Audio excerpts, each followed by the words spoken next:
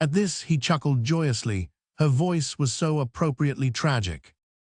But here we've no second husbands and no tombs, only a fanciful little wife who has burst the bonds of the matter of fact. Was I so prosaic? She stared at the dancing gnats and flicked at them dreamily with her glove. Ah, perhaps so, in the days when the pinch of penury forced one to be tough and calculating. You could not imagine, Harry, the fret of blue blood in starved veins. To be poor makes one mean, grasping, heartless. Once rich, we can become amiable, virtuous, heroic even. And poetic, eh? He said, flushing at the recollection of transformations that his love and his wealth had wrought for Cinderella.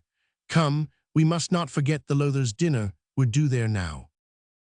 With this he paddled out from their retreat, carefully, for the dusk was closing round them, into the open river.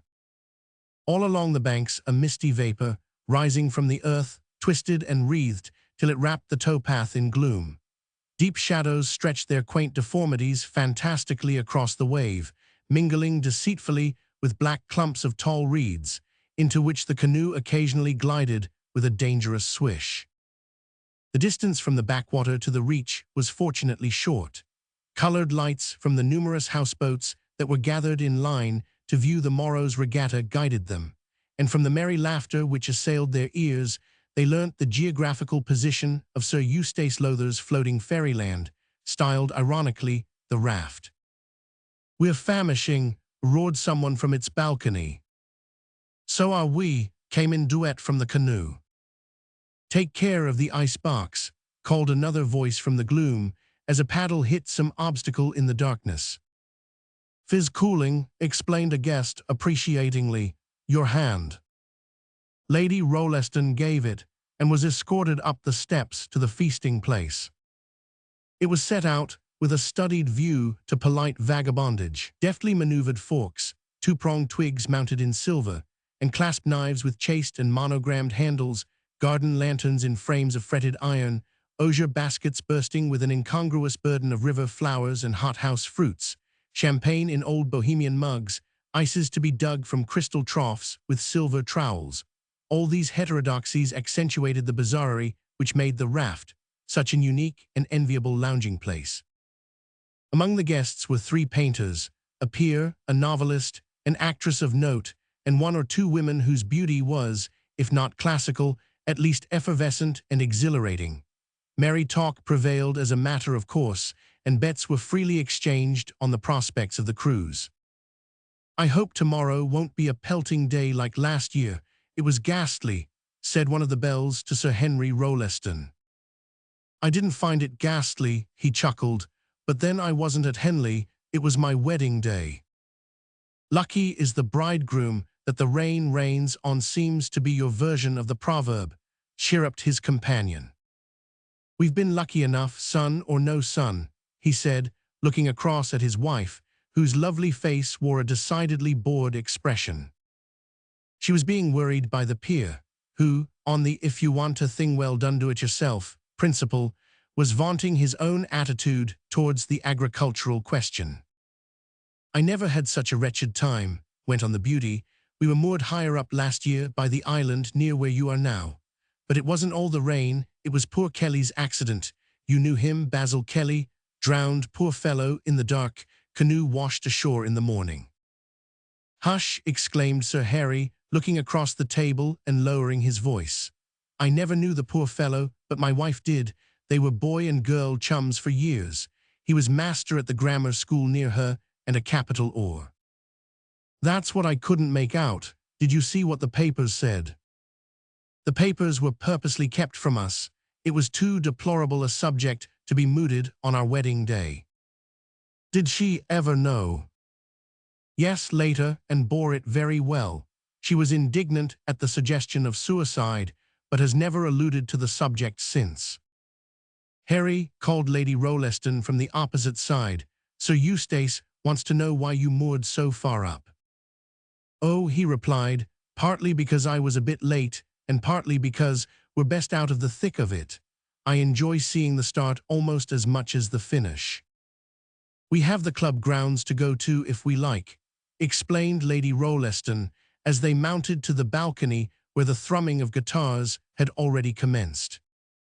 All the racing visitors were gathered in knots in the blue darkness.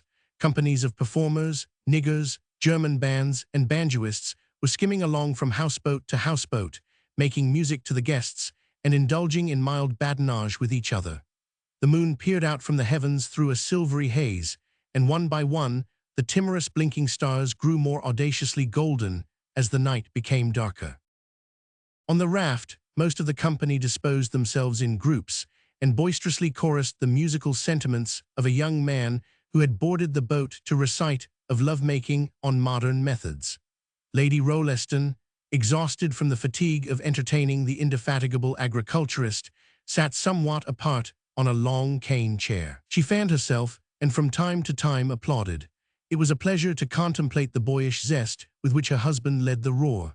Song after song followed, and then came a breakdown from a young middy whose spirits were infectious. At last, when the rampage had almost ceased, Harry Rolleston became aware of his wife's silence and exceeding pallor. "It's awfully late. We must be off, or we shall face daylight before we know where we are." Jovial farewells were exchanged, parting bets quoted, then the pair descended into darkness. The river was now almost deserted, its face like a black mirror giving forth only exaggerated reflections of such illuminations as still glowed along the length of the reach. These, however, served well to steer by, and they neared their own houseboat with little difficulty. Outside, though the night was sultry, tiny breezes that came and went fanned the skin like the breath of babes. Under the roof, however, not a whiff of air could penetrate, and within the room the atmosphere seemed hot and asphyxiating. Maud Rolleston, as she threw off her gown, complained, "The air here is stifling. I should like to sleep on deck." "Impossible," her husband said. "You would have the sun routing you in an hour or two." "Then we must keep the door open. I don't suppose there are burglars about." "Burglars, I'd like to catch them, but damp, one can't fight that." "It is too hot to be damp," she asserted, laying a hand on the frilled pillows of her tiny bunk. "But dangerous mists rise up from the river," he argued warningly. "I am not afraid of mists," she said, and in her long silk bedgown she tripped to the outer door, opened it, and returned to fling herself in abandonment of fatigue upon her tiny couch. As accompaniment to her slumbers, the lapping of the tide against the houseboat steps made a soft, incessant music, while the swishing of reeds by the river bank sighed a sweet response to the whispered endearments of the wind. On the air still floated drowsily the sound of strings from guitars, and the muffled echo of voices that sang in other houseboats farther down the stream. Then by degrees, within the space of an half-hour, came a greater hush, the hush of a sleeping world worn out with laughter and laziness. And Maud Rolleston, dreaming, grew paler under the moonbeams that peered through the lace shroudings of the narrow window. She sighed sometimes in her sleep, now and again lifting her head upon an elbow, as though to look out on the expanse of water that purled almost silently to its inevitable future. Her eyes were open, expressionless, but tearful. In the crystal seemed a reflection of the water's suddenly ruffled surface, which the moon was dappling with points of silver. By and by she put her feet to the ground, hesitatingly at first, and then gliding through the open door, she stood on an old Moorish prayer carpet that covered the head of the steps. Two nautilus shells, holding their burden of giant mignonette, shielded her from the air, but it broke at times fragrantly from the scented forest of blossoms. With a lily in her hand, backgrounded thus by stars and midnight, she might have represented a virgin saint on a missal, but her arms were bare and extended, and she seemed rather to be a prophetess, a sibyl uttering invocation. Her lips scarce moved, but they sighed a name, Basil. The ruffled waters, at the steps of the boat, swayed and parted. The visage of a dead man looked out from the depths to her. His hair hung lank about his brow. The tide washed it along in passing, as it washed the weeds from the face of the lilies. "Basil," she murmured. "You called to me, or was it but the haunting of a name that once did melt like honey from your lip?" "I called." "Was it the wail of love?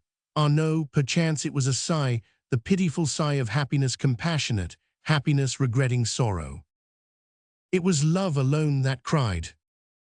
searching, and finding not. But why doth love cry here, here by the wet tomb of dead men? What may it find where the waters slide and shift, and the fishes twist, and the reeds tangle? Rest, where satins shimmer not, and gems are few, save those bled from the heart of despair, frozen in flowing. The rarest, where no song ever swells, and the dirge of the river pleads and pleads for the soul of faith murdered, and saves it. Doth love come here to find rest that no earth could give, here in the cradle of the weeds, to wear jewels rarer than rubies of the crown, tears of passion, icebound and spurned? Doth it come to sing the river's anthem, to wash itself white and holy, and save its soul forever? It comes. Close by among the rushes, a wood pigeon stirred in its sleep and cooed, and the river at the foot of the houseboat step yawned like a bath of silver, pale and cold. Over the gulf swayed the warm, white body of a dreaming woman. Her arms were flung out, and a soft sob, sweeter than the dove's note, a sob of rest and rapture and realization broke from her lips. Far across the fields, the note of the chanticleer rang out. The gulf closed, the porch of the houseboat stood empty, and the moon and the stars paled at what they had seen. Then they hid their heads and wept in the dawn. Peach bloom. 'Twas only a dream, a boy's first passion, a foolish love and a mark of bliss. 1. His first love, this is what his heart called her, but his head and a poignant memory offered many negations. There was, for instance, the girl who sold papers outside bounds, when 14-year-old effervescence converted a toast and water emotion into an intoxicating passion. And his best chum, Harry's sister, whom he had never seen, but whose photograph had lodged in his breast pocket, she, for a short time, had presided in that revolutionary area called his heart. He had the photograph still, with its central yellowy patches, which betrayed repeated collisions with an ardent nose above the place aimed at by his mustacheless lips. When the down began to grow like the feathers on a nestling bird, there had been someone else, a fairy all gauze and wings, a chameleon creature that changed her soft transparencies under the magic of limelight for a limited sum nightly during the pantomime season. Being somewhat of an idealist, his mind retained the fairy element in spite of rather harsh contradictions in the way of healthy appetite, indifferent pronunciation, and dubious finery. Of course he recovered the illusion as he had recovered the measles, and moreover allowed his fancy a few other experimental flights before he encountered Carol Silver. The introduction was made by Harry Burnley at the time when, let loose from Sandhurst, their movements hung on the voice of the Gazette. It was made with reluctance, for Harry was well versed in his friend's inflammability and had himself for Carol more than a brotherly regard. However, the day was Sunday, and opportunities for detaching himself from Tyndall being scarce, Harry could but pursue his customary route to the Silvers' house, accompanied by his friend and guest. But yet Tyndall was not thrust under fire without warning. "She's an awfully nice girl," jerked his chum as they crunched the gravelled drive to the house. "But it's no good fooling around in that quarter. Everyone knows she's gone on Rosser, some say engaged, but I don't think it's come to that." "What's he in?" questioned Yate, soldier-like, believing that every man that is a man and not a vegetable must be in something. "Oh, he's waiting for the Gazette as we are. He scraped in through the militia, as much to his own amazement as to everyone else's." Yates' opinion of Miss Silver's suitor shriveled. He was himself a mightily clever youngster who had passed into Sandhurst straight from the schoolroom. Perhaps fate had favored him in providing on the mother's side some German profundity, and on the father's a sturdy vertebral column and proportionate wrappings of British muscle. Perhaps it had not, for inside the profundity was a luxuriant growth of romance, and through the British muscle coursed subdued but dangerous fires. "He's a good-looking chap," explained Harry, for Rosser was an old friend, a dashing rider and a capital shot. "Everyone likes him." "Lucky fellow," grunted Yate. "I've often observed that the failures are quite the most popular." "Because it's their popularity that does for them." Harry, who had occupied a humble position on the nethermost hem of the Sandhurst list, was conscious that his own anxiety for cavalry was due rather to the beggars-can't-be-choosers system of the idle and popular ones than to a direct equestrian penchant. And women pet them, they'd prefer a fool who can pot rabbits and do a barn dance to Homer himself, growled Yate. I expect Homer in the flesh was a bit flabby, said Harry, contemplatively rubbing the knob of his stick over an immaculate chin. At this moment the door was opened, and they were invited to follow straight through the house to where the conservatory gave on to a rose garden. Miss Silver and her mother were there reading, said the maid. From the top of the steps Yate caught a pretty glimpse of Sabbath repose. The lawn and the standard roses were formal enough, but there were acacia trees on the left, and under them, grouped artistically, an Indian drugget, a tea table, and long basket chairs. In one of these Carol lay curled up like the letter S, with head deep in a frilled cushion. Harry, from his point of vantage, whispered, "She reminds me of a lettuce." The soft green of a shimmering tea gown, tipped with transparencies of lemon-tinted gauze, was gratifying to parched eyes in overripe midsummer. Yate frowned. He was not on friendly enough terms to appreciate a joke which might be overheard. Harry proceeded to shout a jovial self-announcement, upon which she lifted her eyes from what seemed an absorbing theme. Yate's quick glance, in the moment of introduction, observed the book was upside down. Her thoughts had evidently been fixed on something more intensely earnest still. Rosser, perhaps, he thought to himself. He had already begun to detest Rosser.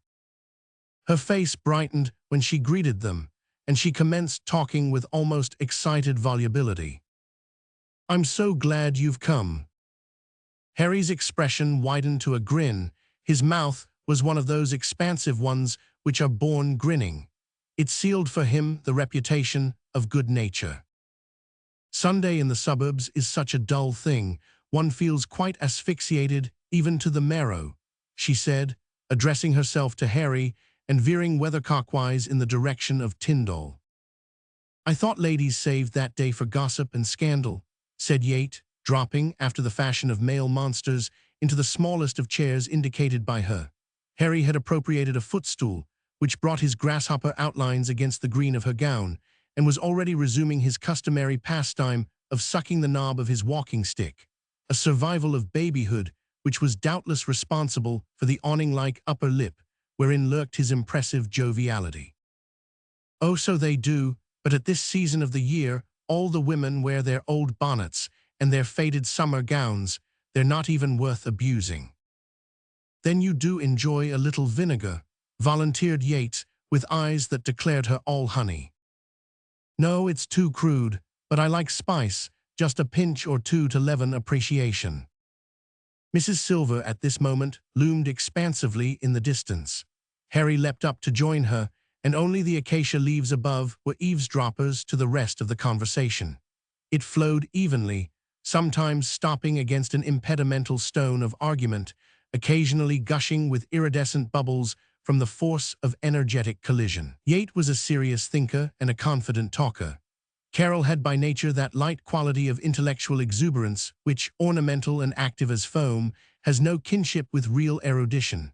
They were speaking of Yates' career, the first steps, the coveted Victoria Cross, the laurels, and a warm blush underlay the bronze of the young soldier's cheek. "A year ago," she said, "I was rampant with your ambition. Now I cannot forget that the rungs of a soldier's ladder are made of dead men.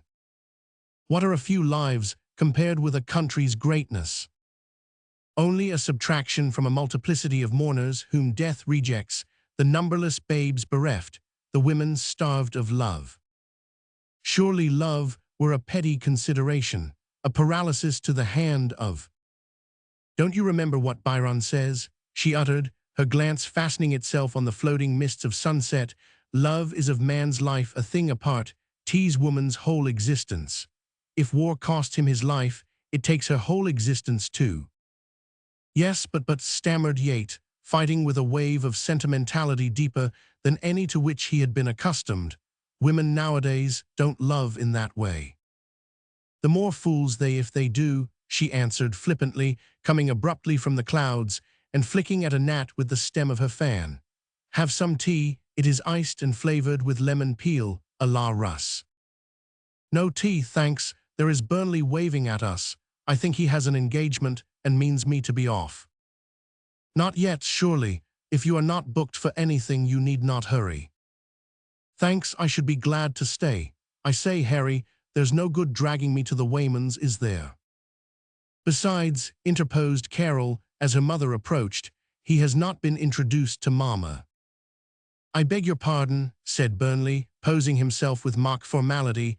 Mrs. Silver, let me present to you my friend Yate Tyndall. He's poor but pleasant. The fact of poverty is an unpleasantness of itself, affirmed Yate, extending a hearty hand to Carol's mother. The expression of the salutation was scarcely valedictory, and Harry Burnley found himself doomed to solitary departure. Chapter 2. There was, after the manner of suburban vogue, a tennis club in Weyton.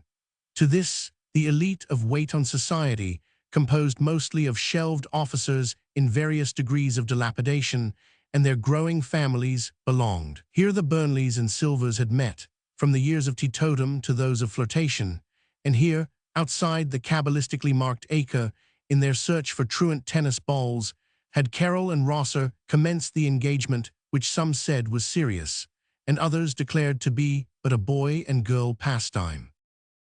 When the Burnleys' visitor, Yate Tyndall, appeared upon the scene, which he did almost immediately after his introduction to the Silvers, there was spoon diet for the gossips in plenty. Where Carol was, there the 6'2" of the lumbering youth perambulated also, where she was not, and the color of her caprices was changeable as the iridescence of soap suds. There, pro tem, was the soldierly figure extinct. Burnley laughed, then he chaffed, then he warned. Reminiscences of Rosser were flaunted, dabbed forth like blisters, their unpleasantness being excused by their curative intent, but to no avail. Then Harry, never tolerant of home tattle, suddenly lent himself as its mouthpiece. Carol was a flirt, nay more. Rosser, her childhood's one chum, her girlhood's sweetheart, had been but 2 months absent, and she had picked up with, to her, the merest stranger, etc., etc. Harry further hinted at spiderly instincts and hummed, "Will you walk into my parlor?" somewhat portentously. The fact was that there was slight abrasion of his own heart's surface, but that he overlooked to view himself heroically, as most of us do, and believed his animus was purely in the interest of his friend. But the friend rejected salvation, flouted it, and in a few days the subject was emphatically, Yate could be repulsively emphatic when roused, closed between them. On the tennis ground, Carol and her new admirer made an almost daily group. They seldom played, but they wore flannels in compliment to the surroundings, and dallied with time in talking what one, at least, of them believed to be philosophy. But as before said, Carol's moods were never stationary. She had a mischievous wit and an effervescent, infectious sprightliness about her. It was a constitutional characteristic rather than the immediate outcome of gaiety. This made acquaintances consider her one of the happiest girls in the world. But of late, her friends were prone to notice a suspicious drowsy pinkness of the eyelids, a sad pucker of the lip corners which argued complexly with the gusts of exuberance that followed any fit of preoccupation. And Yate, as he grew in knowledge of her, could have testified to other moods still, ugly ones, had he not been too neck-deep in emotion, too loyal, too profoundly worshipful of the secrets of nature to notice anything but beauty in the characteristics of an ungarnished reality like hers. Besides this, though he was but a youth, he had cosmopolitan blood in his veins, and cosmopolitan dilution means poetry at a very early age, poetry which clothes womanhood with mystery and makes her a ravishing mixture of puny weakness and irresistible strength. To him she was the handwriting on the wall of Belshazzar, a sign for wonderment and awe and dumb prostration, a problem too sublime for solution, though the key to many exalted enigmas lay, alas, merely with Rosser. This Yate suspected a little, a very little. He never fully knew, nor indeed did she, how far the man was responsible for the development of the ineradicable events which crowded that autumn-tinted period. Once he spoke of him. It was when they had rambled from the tennis regions to where the edge of an adjacent common was banked with trees and dotted with seats arabesqued with initials by the playful penknives of holiday hordes. She had been capricious all day, moody, petulant, snappish, in vulgar phrase. "Won't you tell me what bothers you?"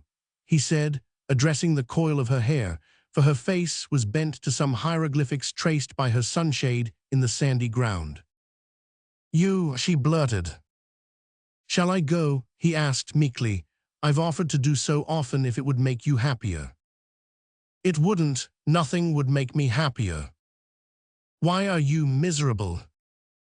"I'm not," she muttered, and a heavy tear fell with a thud on the back of her glove. He lifted the hand to his lips and kissed away the drop before it had time to sink in. "Would it make you glad to know that if this were poison I would take it, to share even so much of you? It is poison, rank, acid poison, straight out of my wicked heart.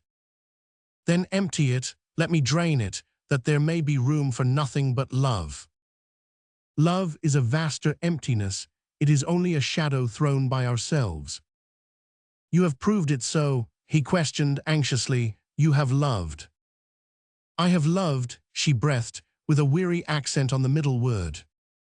There was a long pause while they looked intently into the evening mists, which were weaving themselves into a veil of purple tissue over the horizon. A horrible tremor had seized him, and his next words, when they found voice, came thickly out from the burial place of a sob. Was it Rosso?" She merely bowed her head without looking at him. He rose mutely, stretched his arms to right and left, drew himself to full length like some huge dog wakened from slumber. Then for some moments he stood with hands clenched on his stick before he spoke. "I suppose it must be goodbye." She looked at him dreamily. "Needed." He leapt to her side. "Do you mean that you do not want me to go, that you would rather I stayed?" "Much rather." "And he has ceased to exist for me." A torrent of hot blood seemed to burst from Yates' frozen brain, as water shoots from the glaciers in summer. "God, have you given him up?" "I made a misstatement. I should have said I have ceased to exist for him." "That means that you love him." She faced round angrily. "How dare you suggest such things of me? Do you think that women like I are made the same as slippers, to wait till footsore wanderers have need of them? Do you imagine I would waste an eyelash in weeping for milk wantonly spilt?" "Yet you cried," he ventured very softly. "I cried from desolation. Can't you understand the loss of the illusion being more lamentable even than the loss of the reality? Come, let us go back," she added. "It is growing dark." They wandered homewards lingeringly. The summer dusk was full of sweet mystery, of hazy, promising indefinitude. The heath led to the high road, and from thence they came under the darkness of trees, copper beech and acacia trees, which made a fringed avenue along the back of the Silvers' orchard. They halted as they reached the wicket. Each longed to express something, but the something was in so many volumes they could not decide whence to light on their quotation. At last she said, "I feel you are good and loyal and true. I wish I were worthy you." He took her hand in his wide palms and smiled. "Don't flatter me, if flattery it can be called. I question whether saintliness in broadcloth is lovable, but I appreciate the compliment the more for its being undeserved. Boy, you are frivolous. If you weren't so good, I should not have qualms about." "Do you know," he interposed abruptly, "how the Orientals prostrate themselves before their divinity?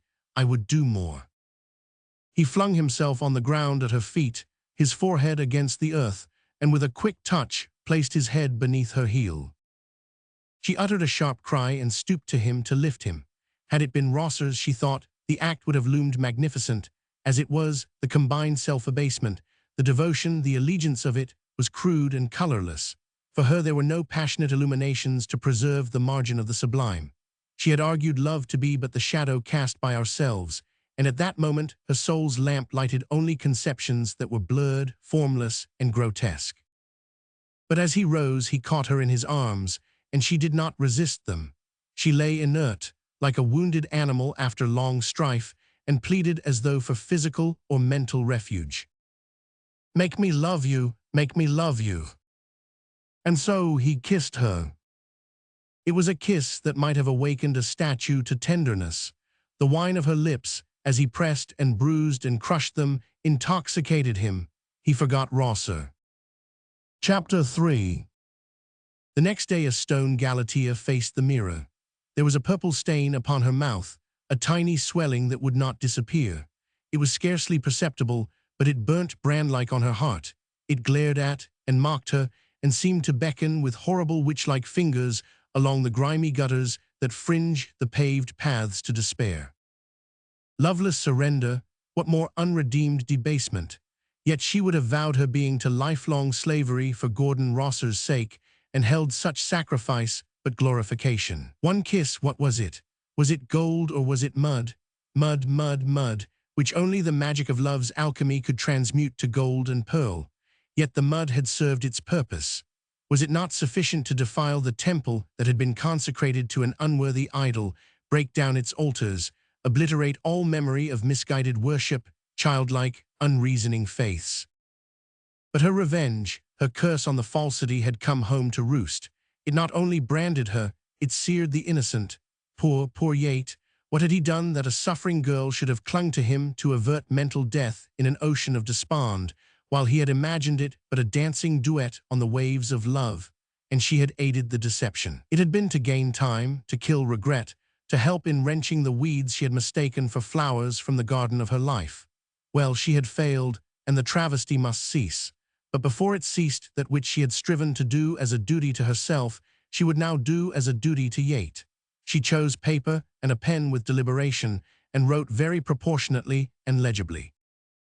Dear Mr. Rosser, pray do not consider yourself bound to return as you suggested and resume our childish relations.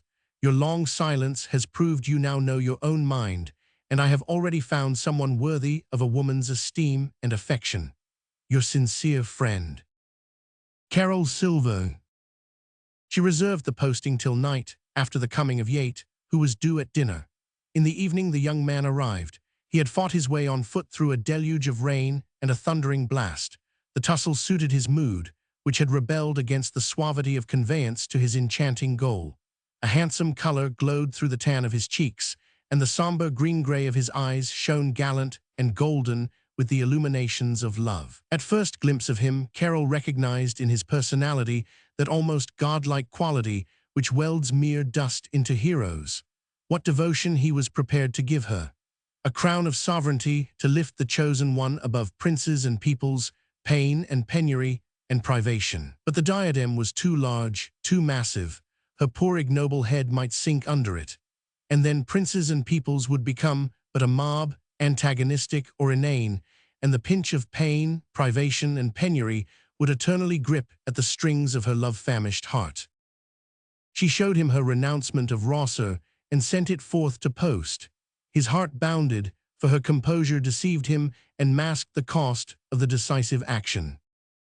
After dinner, Mrs. Silver, complaining of the elements outside and the leaden temperature within, retired to lie down in the adjacent boudoir. They were alone. On a distant pedestal, a lamp, petaled like a poppy, threw sleepy rays across the room. At the piano, some smaller flowers lent their rose blush to the winking candles. She was seated at the keys in a gown, gauzy white, with two dreamy hands expressing some twilight theme of Schumann's, a reverie of sorrow and sighing. He sat passive, but it was the passivity of the spinning top. His greedy eyes looked at the wandering fingers and longed to detain them, leant on the mignonette, which cast a languid breath from the muslin folds of her bodice, fastened gladly, almost possessively, on the tiny blue speck that marred the outline of her underlip. Poor sweet speck! Oh, that it might there remain forever as seal royal of the eternity of his truth. At last she lifted her hands and rose.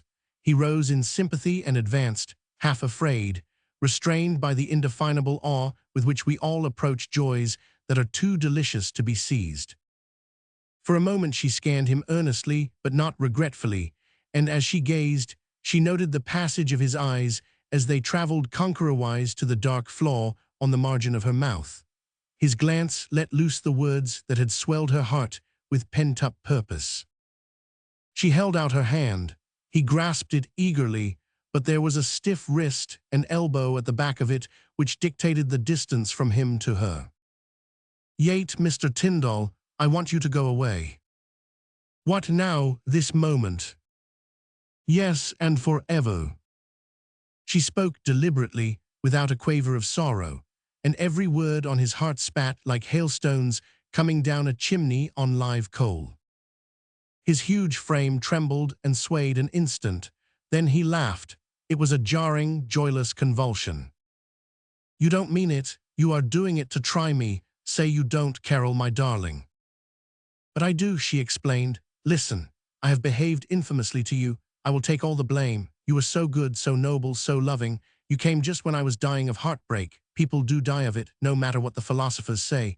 You saved me, you lifted me to life and womanly pride. You prevented me from writing cringing letters to— in short, you saved me from throwing myself at Mr. Rosser's head.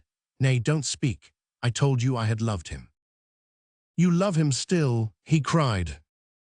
No, I showed you my letter this evening to prove it, but that is no reason for loving you. But you'll try and love me. I would make you, you said I might, he murmured, as though coaxing trust from a child.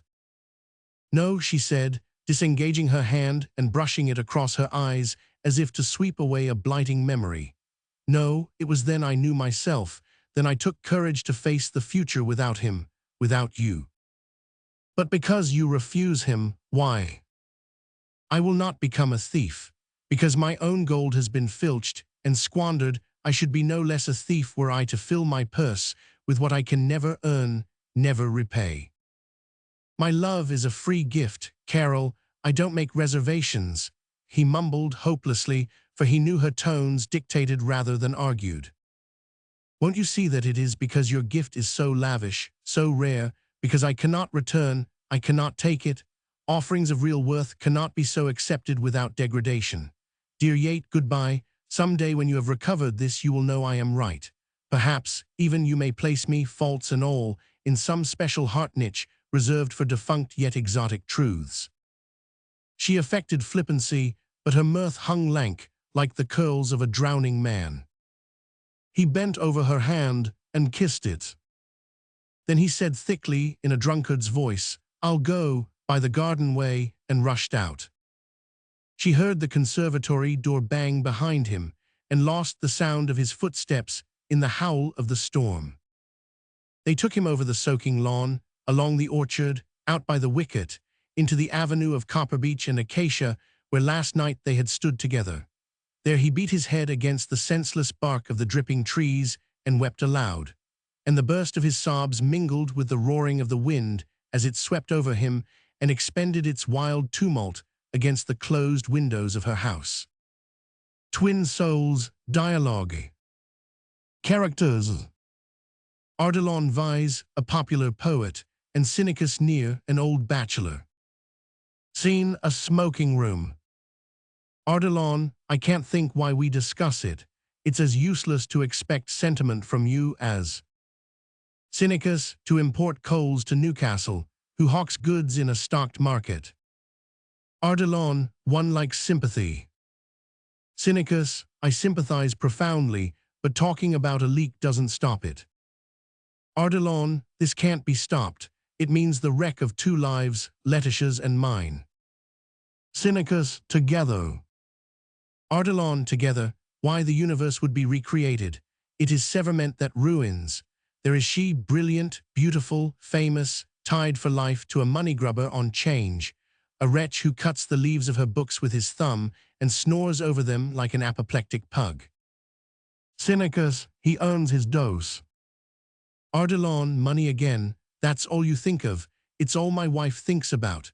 Petty parsimonies, cramping retrenchments, harrowing details of household economy. Cynicus, very necessary, even in the menage of a popular poet. Ardalan, they needn't be flaunted. To come in and read your most brilliant stanzas to a woman who never looks up from darning. Cynicus, your socks. Ardalan, when you know of another who would listen to every word and criticize. Cynicus, pick holes, not mend them. Ardalan, who would share your highest exaltations and lift you. Cynicus, off your feet, till you bashed your crown against the hard fact of orthodox opinion. Ardilon, what his opinion to souls the law of the higher intelligence has made twin. Cynicus, a thorny briar with 20 prickles to the rose.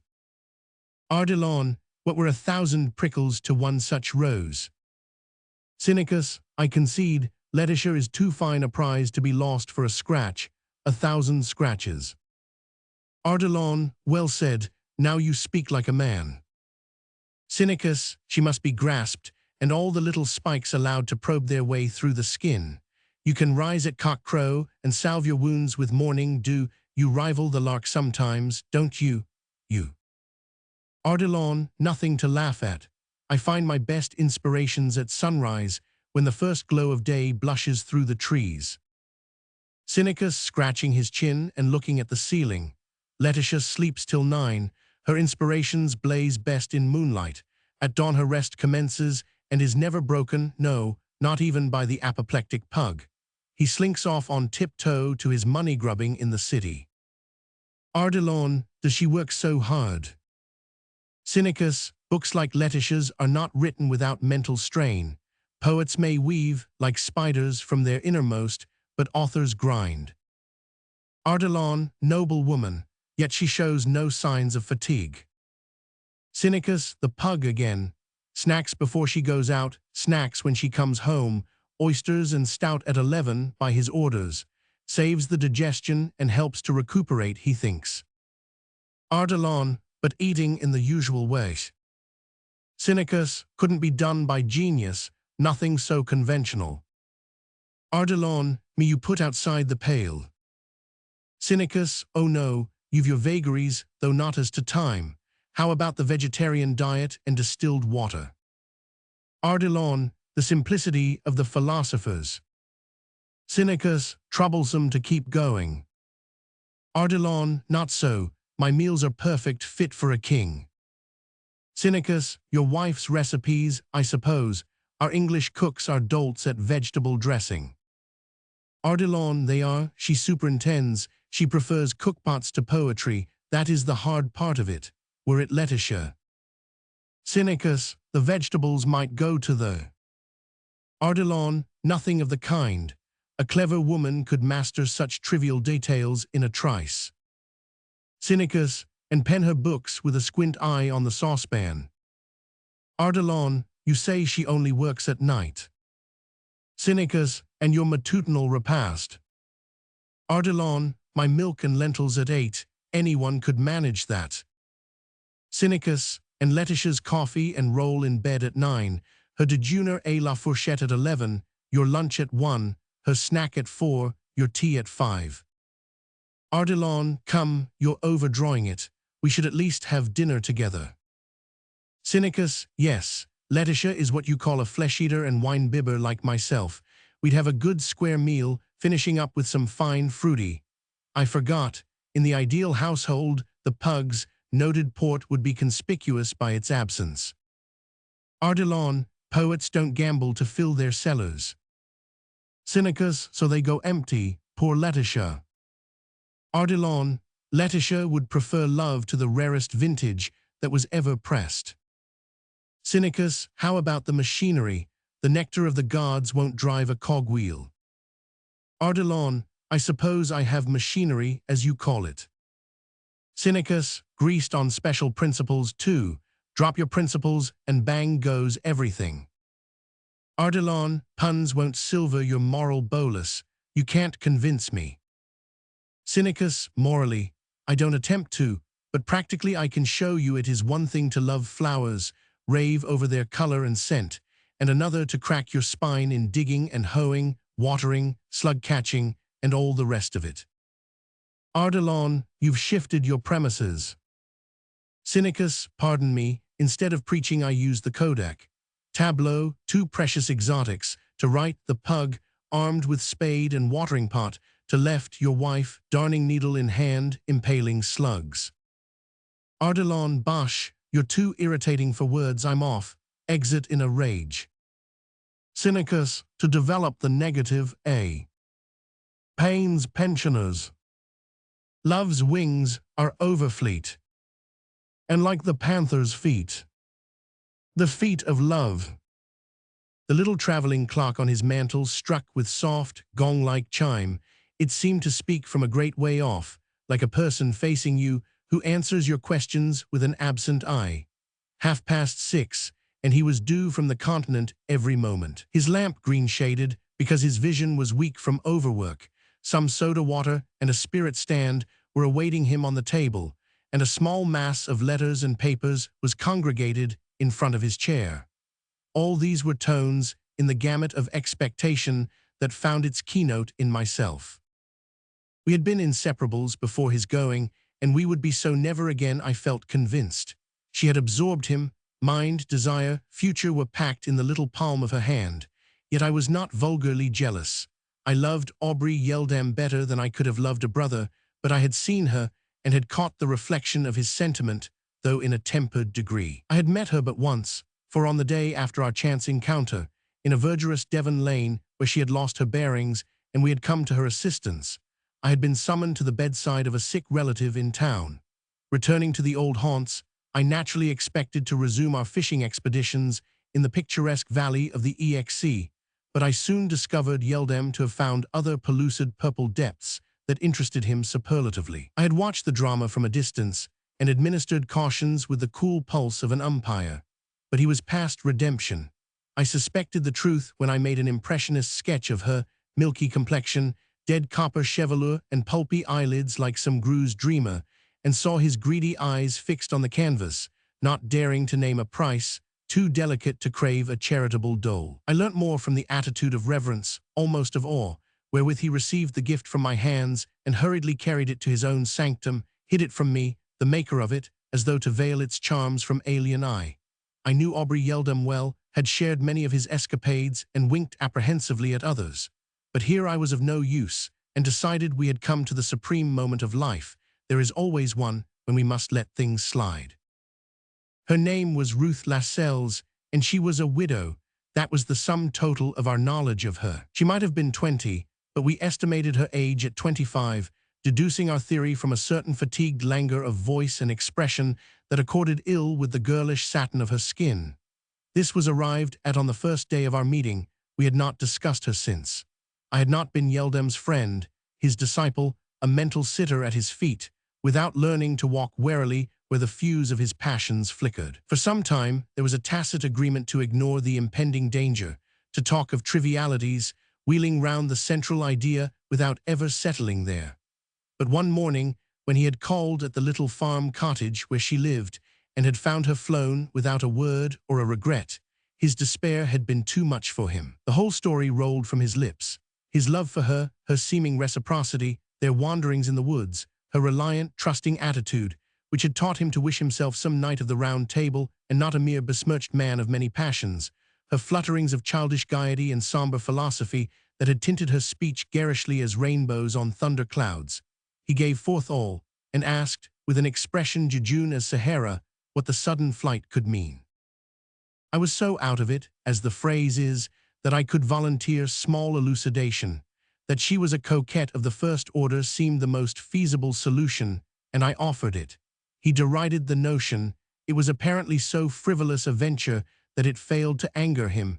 He never set hands on the cudgels for defense. She is not shallow, he had merely said, and his poor brain had tackled the enigma so often and to so little purpose that its purport had become an unmeaning and vacuous reiteration. But one day, after we had returned to town and were working well in harness, he with his book, I with my illustrations for it, he burst out afresh. She unintentionally let out where she lived. It is a little village on the coast of France. She must have returned. Well, I said, suspending my work and pretending to extract a hair from the fine point of my drawing pen. Well, he burst out, the world is our oyster, and if we shirk opening it, we can't hope to filch pearls. That means, I hinged expectantly. That means, in plain words, that I don't intend to give up the biggest pearl that God ever sent to make a man rich. You intend to follow her? I questioned, needlessly indeed, for his kindling eye contained a fire of decision and energy that for 14 days, since the sorry one of her disappearance, had smoldered. Yes, follow her, make her love me by every art, divine or devilish, I don't care which, so long as she loves me, and keep her till the same grave closes over us." And he went. He had been absent but a week when I received the telegram announcing his intended return. I stood with my back against the mantel and hands warming themselves behind my sheltering coattails, eager to recognize his rampant mount of the stairs, to feel the clasp of his hand or its thump on my shoulder blade, and hear his cheery "Congratulate me, old fellow," that I knew must come. A cab stopped outside, and a key turned in the lock. Then a slow, heavy tread ascended. We met in the passage. There was no need for more than a glance at him to abridge the exuberance of welcome that had bubbled to my lips. I settled with the cabman, and in a cowardly fashion lingered unduly outside among the rugs and the traveling impedimenta. I felt somehow that he would prefer to come face to face with his home in silence. He drank a pretty stiff dose of brandy before sitting down and moved the lamp away from his eyes. "Letters," I indicated. "Bother letters, open them or throw them in the fire." I did neither, but transferred them to his bureau. Then, seeing he was disinclined for conversation, I relit my old briar pipe that had been suffered to go out, and lolled in an armchair facing the fender. Presently, I surveyed him from the side of an eye. His chin was sunk on his chest. He was staring at his boots with the blank look of a gambler who has staked his last. There was something in his attitude that made me wish myself a dog or a woman, that I might lick or croon or curdle some softness into that stony mask. The silence was so long, so pregnant with unsyllabled anguish, that at last I closed a warm hand over his fingers as they clasped the arm end of his chair. "Well," he said, huskily, starting a little from his coma and poking a coal with the toe of his boot, "it's over." "So I suppose, and the pearl was not." "Not for my handling," he interrupted. "I knew you'd think something hard of her, but you won't when I tell you." He stretched his hand to his glass and emptied it before continuing. "It came about sooner than I intended. The horizon was so serene I wanted to later for a bit, but it was no use. We were talking of something, I forget what, and I made a quotation. You know the chap who said, 'Show me a woman's clothes at different periods of her life, and I will tell you her history.' Yes, I forget his name, but I think it was a Frenchman. Well, I quoted him, pretended to a like perspicacity. It was a sneaking, cowardly ruse to know more of her." "Had she told you nothing?" "All this week I had known no more than what we both knew or surmised, that there was a secret panel somewhere." "And in your tapping for hollows?" "The spring flew, yes, but not as you suppose. I pretended that a sight of even a few of her past dresses might suggest a fragmentary romance, though of course she was too young for histories such as were meant by the originator of the idea. She is only 24, he parenthesized, was married at 19, I learnt that. Well, she snapped at my offer, was almost ardent in her wish to test me. I could show you the most important dresses I have worn in the last 7 years, she said. I used to clothe myself in gowns to match my moods at one time, she added. I saw myself face to face with the last fence and balked. I began backing out. There were soft places, I could not tell how deep or how soft, beyond, and I was nervous. Come, she urged, spurring with almost excited insistence. If you outline with the smallest correctness, I will supply the lights and shades truthfully. She said the last words with pathetic emphasis that frightened me. I determined to change the subject, caught the little finger of her left hand and kissed it. Did I tell you she had never shaken hands with me with her right, that she had explained she kept it for secular and the other for sacred use? I kissed it in the center of her palm, and her body curled like a sensitive plant with the warmth of my lips. I blushed for having doubted her purity or her love. He buried his head in his hands and seemed disinclined to reveal more. But after a long pause, he began afresh. I'm telling you everything, exactly as it happened, that you may reverence her. She's too clean and transparent to be clouded by vulgar doubt, he said, rather to himself than to me. She insisted on my accompanying her to a sparsely furnished room, he went on. The walls were fitted with hooks and slides to improvise a wardrobe. "I have kept some of my gowns since I was a girl," she sighed. "Those, I suppose, that were episodic." I affected to laugh to waive her seriousness. "Oh, the everyday ones were thrown away, worn out. These were most of them connected with," she hesitated, "eventful occasions." I again wavered. Allusions to these eventful occasions seemed to portend grief to her and pain incidentally to me. I caught her wrist as it turned the handle of the wardrobe door and remonstrated. "I refuse to see them. I know nothing of clothes and I'm not a detective. I won't pry into your past secrets, either of sorrow or of joy." Her hand shook in my clasp. "Don't stop me," she cried imperatively. "Help me, I want you to know them." "So be it," I said, and pushed back the door. Then she suddenly flung herself in front of it, between me and the row of dainty frocks and shimmering laces. She looked like Cassandra, in a soft, yellowy flannel gown with loose sleeves falling away from her pink arms that blushed with the heaving blood in her warm breasts, like Cassandra guarding the gate of a citadel, though her lips said in a tone richer than wine, sweeter than music, "Kiss me first." There was a long pause. Yeldam sat blankly staring at the coals, and I gazed intently into the mists of nicotine that curled upwards to the ceiling. Through them, I could conjure a vision of her bronzed coronal and Aubrey's massive muscularity, and could picture her glowing arms around his neck, a convolvulus entwining a Gothic column. "There are some kisses," he said presently, "that are worth the whole sum of human pleasure. Pleasure, for a rotten word belonging to those who only half live." He handled a cigarette mechanically and lit it. "Well," he continued, "the first dress was white, a virginal thing of simple gauze and flummery, with a frontage of puffings to make up for bust development, quite a girl's dress. Women, you know, are less generous in the matter of chiffon, don't they call it, and more so in the matter of flesh. It was her debut dress, I supposed, but she contradicted. "No," she explained, "not quite that. One's debut is a hazy affair, all excitement, wonder, blush, and clumsiness, with little or no enjoyment. Yet how many of us would give the long, grey end of life for that first night's dappling of peach bloom? It was the frock I wore on the evening I first met my husband." She spoke his name with a dull accent of grief, and I buried myself amongst the flippery. Her kiss was moist on my lips, and I had no taste for allusions to the dead man. The next thing was a riding habit torn across the skirt. "A cropper," I remarked, and enjoyed, or this memento would scarcely be here.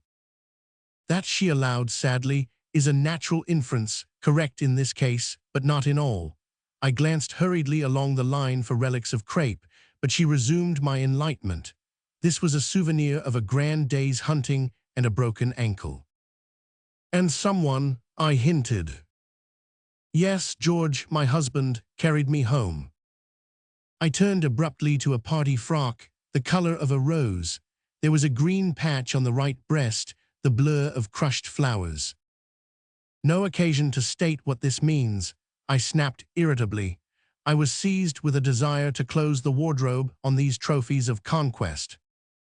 "No," she said, with a quiver of the lips, "we were married soon after." I threw myself into an armchair in the sulks, but she moved on to show another gown, a bed or invalid gown, worn and faded. "An illness," I said. "You had no strength left for coquetry." "Puerperal fever," she explained. "My baby died, and my brain, it seemed to get paroxysms of depression and exaltation. Don't you think that a supernatural power ordains our moods, shifts the evenness of balance, makes us sometimes irresponsible?" There was a lambent excitement in her manner, which was usually gentle, almost lethargic. "We can't be responsible for our brains in illness, particularly fever. But you recovered," I said, pointing to some fine azure drapery encrusted with Japanese gold. "I recovered, yes, but I never wore that. It belonged to someone you loved." "It was mine," she said, "and was worn by a woman I hated. She borrowed it one night after coming over in the rain. She used to attend me devotedly during my illness." "Yet you hated her?" I asked, taking my cue from the curl of her lip. Not then. In those days I thought men were true, George truest of all, and women good. I smiled, but she was quite serious. In this way, she explained, I imagined that if they sinned, it was either for sheer love or for bare life. I looked down at the gold storks on the heavy eastern silk and said, and when did you change your opinion? When I hung away this gown and determined it should never touch me. This woman showed you a new type. Yes, she replied very simply, she neither loved nor starved. For a long time the poor girl remained mute, staring at the ill-fated blue garment and one of white cambric that hung the last on the hooks. I rose to put my arm round her, to break the skein of unpleasant associations, but she moved away and said in a hard, almost defiant voice, there is one more, tell me its tale if you can, and if not. She paused while I took the fine lace and lawn into my fingers. It seemed a summer dress, scarcely crushed. In front, however, and on the sleeve was a splash of dull red-brown. Paint, I suggested, or blood, an accident perhaps, and in questioning I met her eyes. Don't, I cried, don't speak. I flung myself back in the chair and covered my face to avoid the sight of hers, the expression of horror that was staring from it. I must speak. Yes, blood, his blood. Oh, she exclaimed, standing in front of me in that Cassandra-like attitude I had noticed before, I can see it now. George had gone to the country, so he had said, and I to pass the time dined with an uncle at Bignard's. You know the room, the 1,000 lights and loaded tables, the chink of glass and glow of silver, the gay and brilliant company that is always there. We dined, and were leaving afterwards for the opera. My uncle passed out first, and I was about to follow him, when at a little table adieu I saw George and her, George looking down into her eyes and her bosom, with a hot red flush in his cheeks, and a lifted wine-glass in his hand. I don't know what happened. I burst between them, flung the glass from his fingers, and then. I thought she must scream, but only a gasp escaped her. She looked at something on the ground and added in an odd, strangely intense voice, he was dead. The tone compelled me to her side. A torrent of agony seemed frozen at her lips. Hush, hush, I implored. Your brain was deranged, you had been ill. I had recovered. Did you never read of the Raymond affair? I am that miserable woman.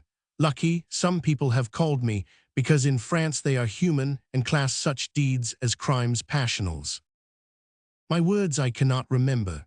They were violent reiterations of love, assurances that I had read and recalled the catastrophe, the fatal result of a glass splint probing an artery, and had pitied her before I knew her.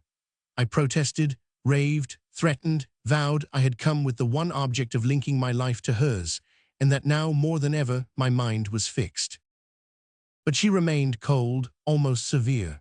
You remember, she said, how I fled from you to spare myself a Tantalus torture, a hungering for spiritual peace, a thirsting for rare devotion which you seem to be offering with laden hands. Your longings must have been slight, I scoffed ungenerously.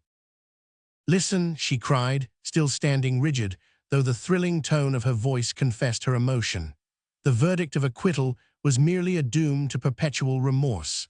A life for a life was cried to me from even the daybreak cheeping of the birds. I thought to make atonement by fasting and prayer. I hoped for it in attending the stricken, walking hand in hand with disease. On stormy nights I fancied I might save some drowning soul from wreck, earn an innocent life at the cost of my own. I was ready, craving of God the hour and the opportunity, but it never came. I have knelt and starved, I have nursed the sick to health, I have rescued a child from the depths, and yet I live. I clutched her gown, kissed it, abjured her to leave her theories of atonement with heaven and trust her future and its serenity to me. But she put me aside. O Aubrey, be merciful, spare me all you can, for I am like a pilgrim who faints in sight of the great road. I know now that it is not the pulse of life, but the color and the scent of it that make one's sacrifice. I believe that every guilty soul must have his moment of high opportunity, of expiation, and this is mine. You are brave, you are great, you are generous. Shall you tempt me and stay, or will you save me and go? Poor Yeldam's voice broke to a hoarse whisper, and I laid a sympathetic hand upon his knee. "And you, Aubrey, you went." "I am here," he answered, with a groan that was more pitiful than tears. "For love or science. This morn a throstle piped to me. 'Tis time that mates were wooed and won. The daffodils are on the lea." There is always a store of benevolence and magnanimity in the heart that beats at an altitude of nearly 4 feet from the ground.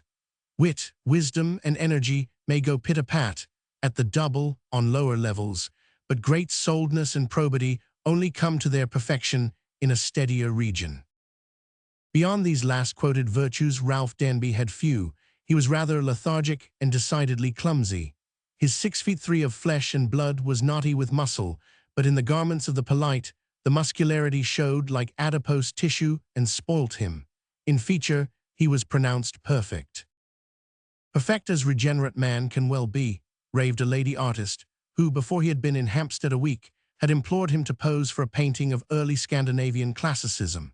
He wore a Van Dyck beard, not because he liked it, but to avoid the casualties of his native clumsiness, which made shaving as farcical as Heidelberg dueling, and permitted its amber waves to roam caressingly close to his chin with a negligence that was the more graceful because unstudied. At first, when it became known that young Dr. Danby intended stepping into his father's practice, Hampstead resented it.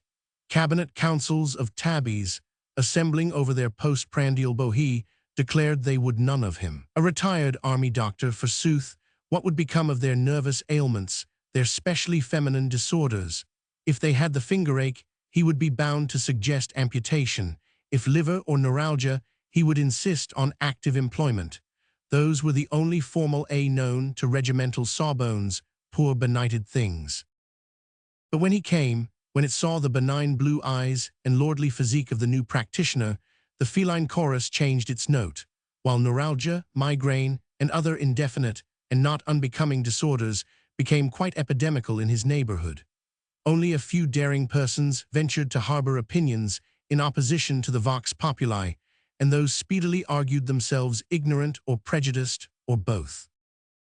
There existed, perhaps, but one person of his acquaintance who was absolutely indifferent to the impression created in his new surroundings, the one and only person for whose goodwill Ralph Danby had ever cared. He had known her at Gibraltar, a laughing, rosy bride brought out by the senior major, a man almost double her years. But that seemed ages ago. The major had been gathered to his father's, and Mrs. Cameron, with her baby girl, to the great regret of the regiment, had returned to the vicinity, if not to the care, of her parents in Maida Vale. It was this departure, though it would have surprised him had he been told so, that inspired Ralph Danby with the notion that army doctoring was a bore. He came to the conclusion that real work was all he wanted.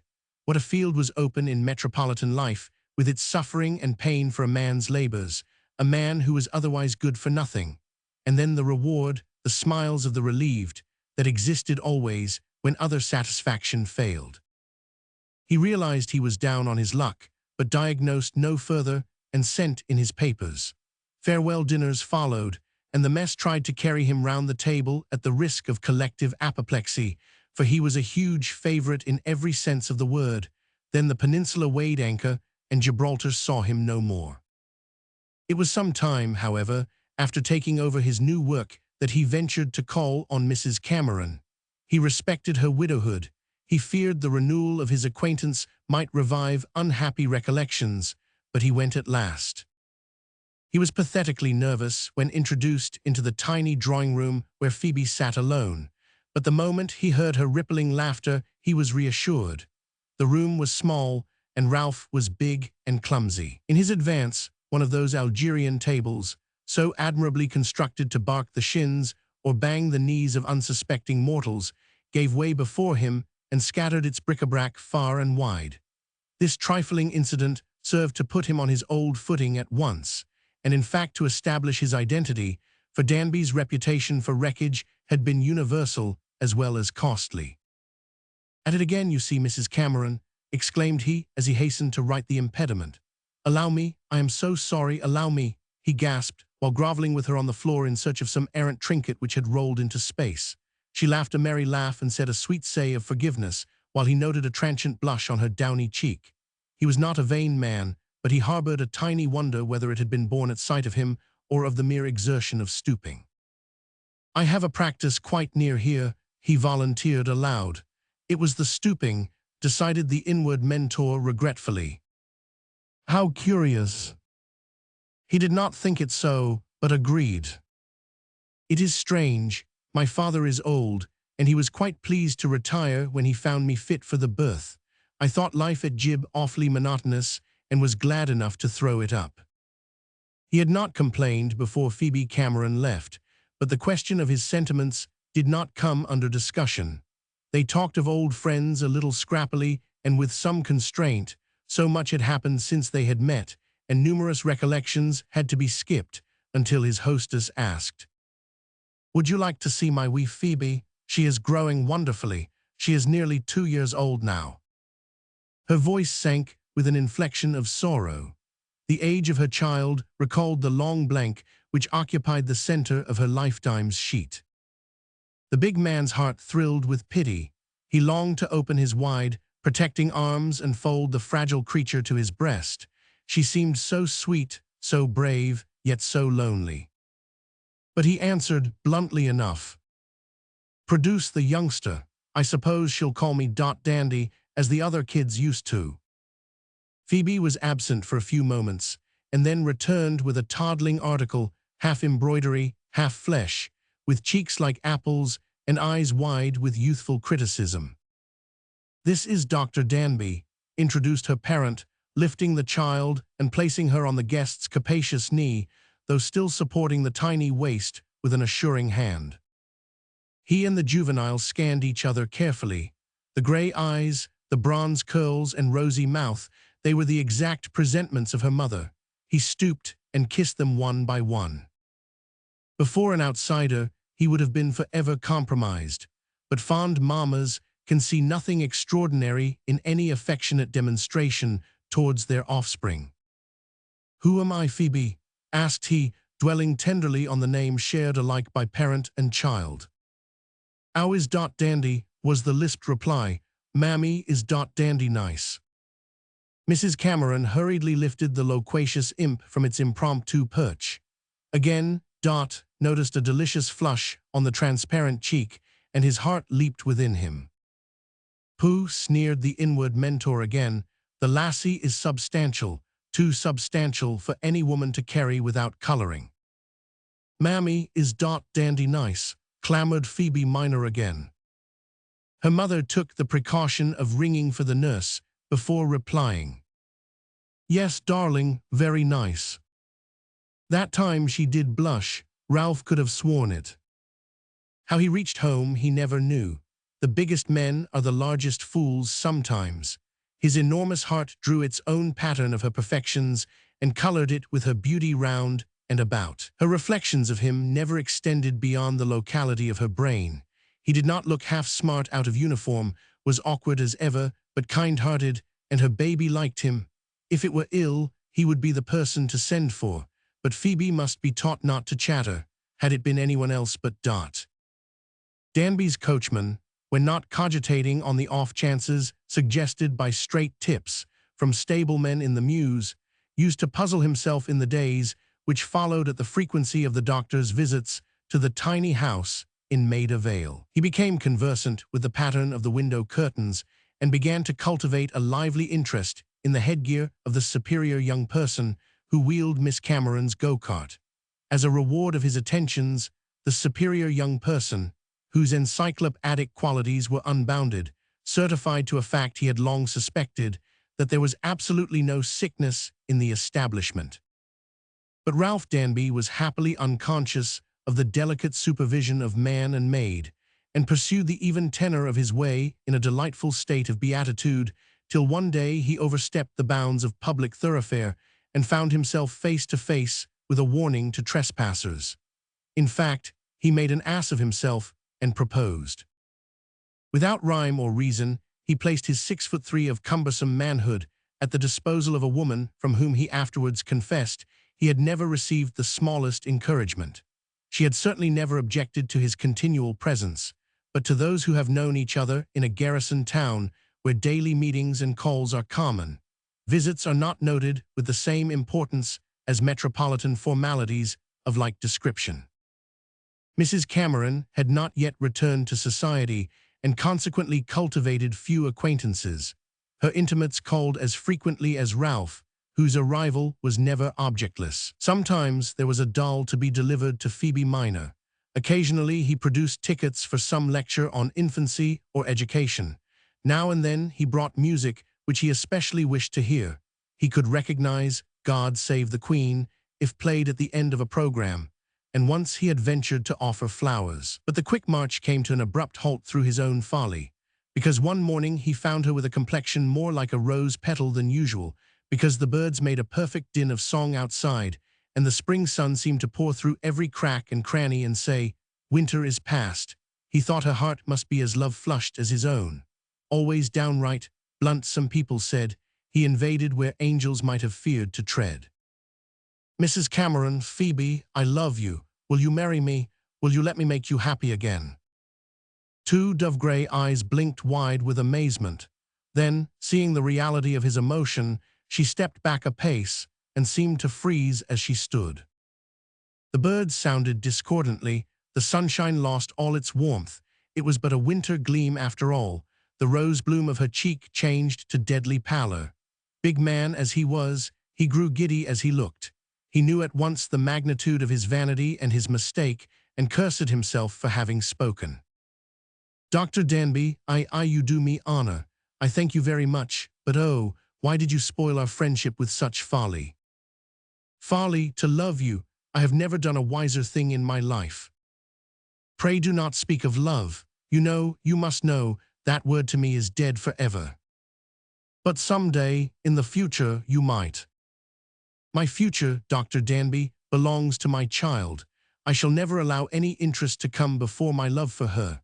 Will you understand this, and forgive and forget today as though it had never been?" He was not a really vain man, or her frigid words, her rejection of his love, would have sent him from the house angered and mortified, never to return. But he was large-souled and childishly tender of heart, and thought, even in his disappointment, that in her unprotected state she might at times have need of him. Because his demand had exceeded his deserts, and because he had received a merited snub for his rashness, there was no reason, he argued, that she should be deprived the right of using him as her friend. He smiled a sickly assent and extended his hand. "Goodbye, and I may come and see you sometimes still. It is not as if there were anyone else." Mrs. Cameron interrupted hurriedly. "Please do, and we will never reopen this subject again." "Never again," swore poor Danby as he left the house, and he meant it. In his own sanctum, he conned over every speech of hers, and found the interview had been bald to desolation. Not one green blade of sympathy even had she given to cheer the dreary wilderness of his life. She had wished to keep him as her friend, certainly, but that in itself was a dubious compliment. Had she cared for him ever so little, and felt bound by duty for her child's sake to sacrifice love, she would have avoided painful chances of meeting. "She has evidently no fear of falling in love with me," groaned Ralph to himself. "I'm not even sufficiently interesting to be dangerous." This rankled for some time. He continued on his daily rounds, endeavoring, if possible, to avoid passing through the street in which his frosty idol dwelt. With dreary, lustreless eyes, he received the blandishments of the feminine throng which had elevated him to popularity. With tired, joyless heart, he buried himself in his lonely home after the treadmill hours were over. Only some exceptional case of suffering or technical interest had power to rouse him. He was but happy when ministering to the physical pain of others. If possible, he would have shared it. In mental trouble, the absolute prick and smart of bodily injury seems a welcome inconvenience, for at least it admits of hope, the continued hope of recovery, to give impetus to life. He was neither mawkish nor sentimental. His years of scientific training had pruned such tendencies, but the inborn sympathy with his fellowmen, which had prompted him to the choice of medicine as a career, permeated every tissue of his medical knowledge, and supplemented a powerful element of healing peculiarly its own. He had been ever ready to throw heart and soul into any case of interest or alarm, but now his patients found him more than ever devoted. They did not know that in their service alone the heart's blood of the man was kept from anesthesia. For nearly a month, Ralph Danby avoided the house in Mervyn Street. Then, with the inconsistency symbolic of great minds, he decided to go there at once. He counseled himself that half a loaf was better than no bread, and came rightly to the conclusion that if he intended calling again, the more he postponed the ordeal, the more impossible would be the resumption of the old relations which had existed so happily before he had made a fool of himself. On the doorstep he trembled, absolutely trembled, he who in Egypt had bandaged wound after wound, while bullets peppered the air with their metal hail. But once in her presence, her serene composure was infectious. He was himself again, and almost forgot his last unhappy visit and the miserable interregnum of mental nothingness from which he had suffered. He might have been uneasy or constrained, but her calm suavity left him no opportunity. About her manner there was no spark of vanity, no simpering nor restraint. She was merely a well-bred young hostess, entertaining an intimate friend.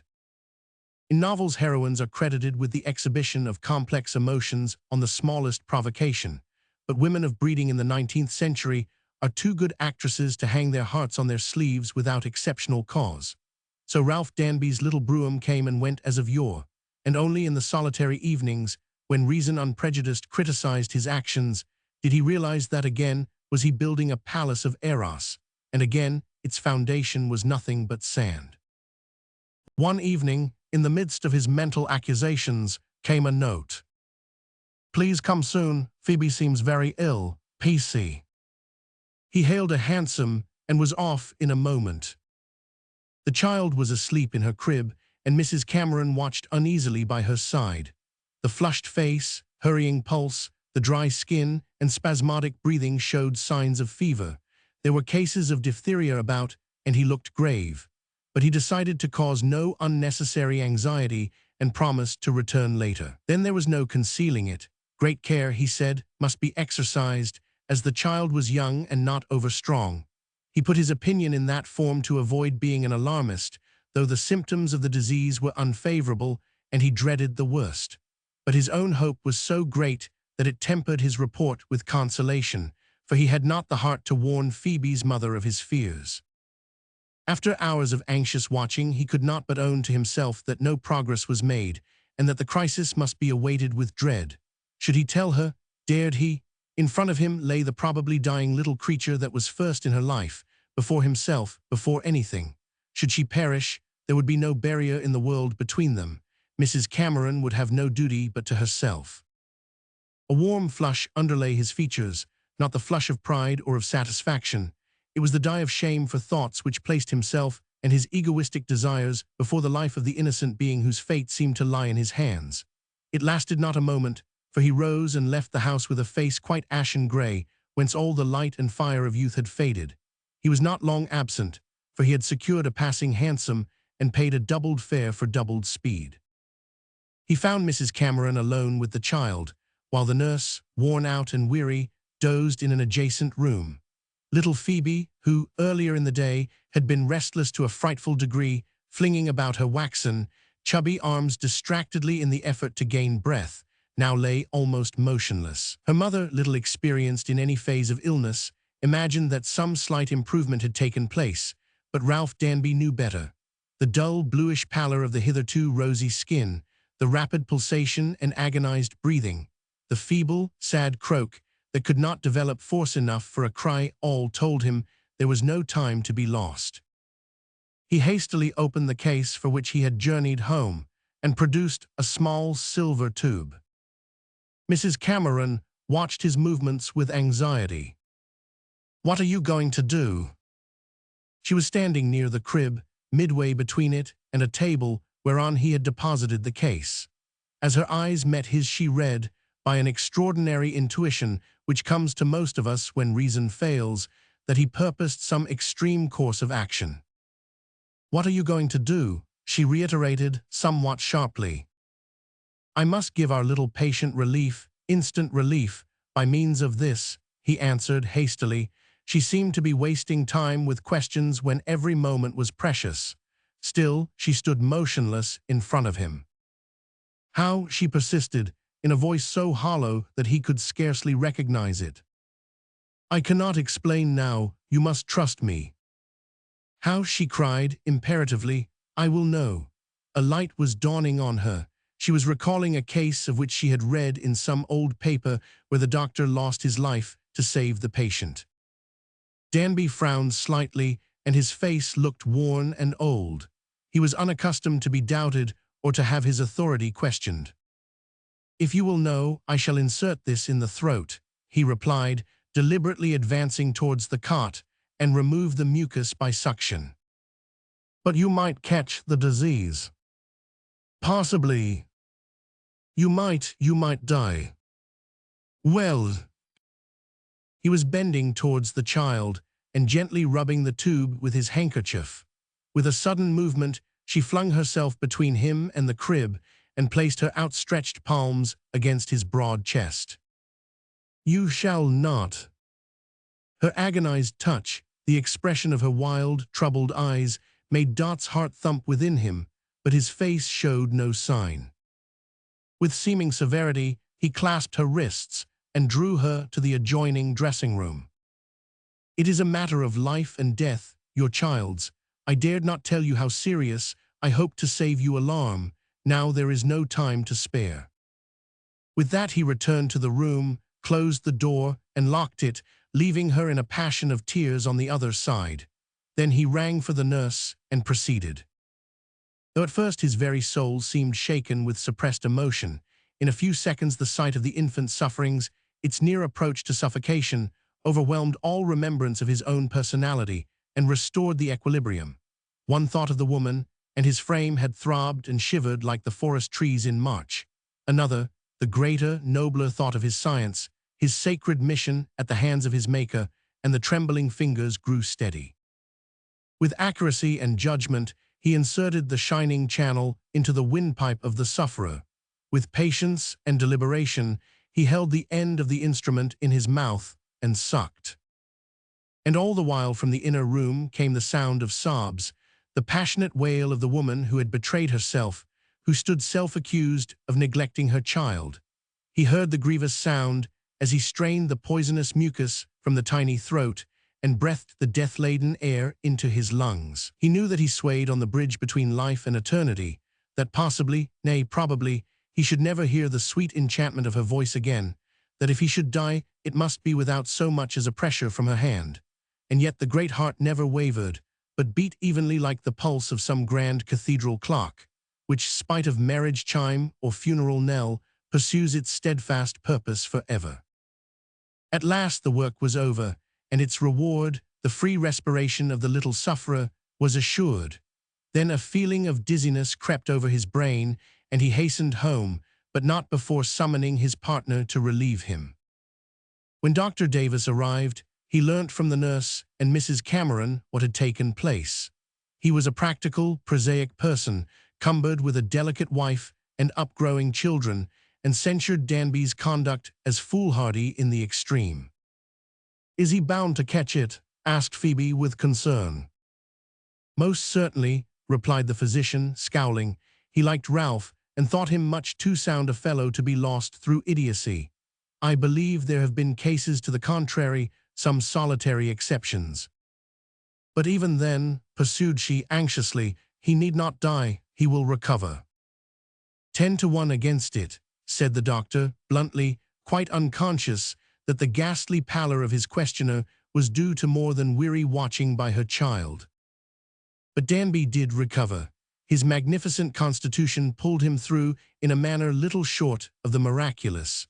Perhaps hope had some occult healing power unknown to those who watched and tended him.